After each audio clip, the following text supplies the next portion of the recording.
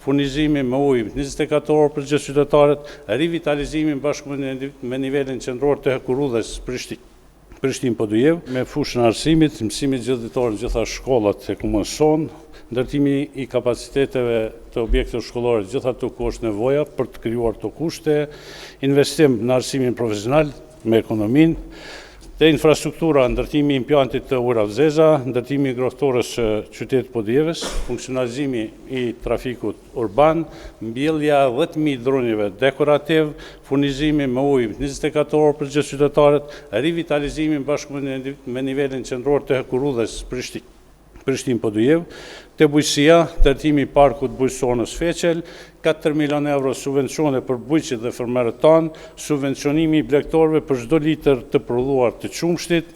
mjekësia ku mjeku do të kontaktoj drejt përse drejti me pacientët online,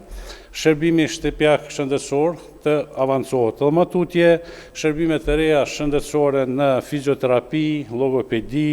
shërbime psikologjike dhe shërbime tjera sociale cilat janë nevojshme, 300.000 euro subvencione për gjithë të smurit kronik, për t'ju ndihmuar që barnat e tyre t'i përballojnë me lehtësi, te ekonomia, funksionalizimi i zonës industriale, ndërtimi i parkut teknologjik dhe mbështetja e grave ndërmarrëse në prodhim. Te kultura, ndërtimi i palestrës sportive, qendra rekreative në Orlan të rivitalizohet, ndërtimi i qendre multifunksionale sportive, subvencionet do të rriten për klubet sportive, por edhe për aktivitetet tjera kulturore. Gjithsesi, në këtë aspekt do të punojmë jashtëzakonisht shumë që sa më shpejt ta bëjmë hapjen e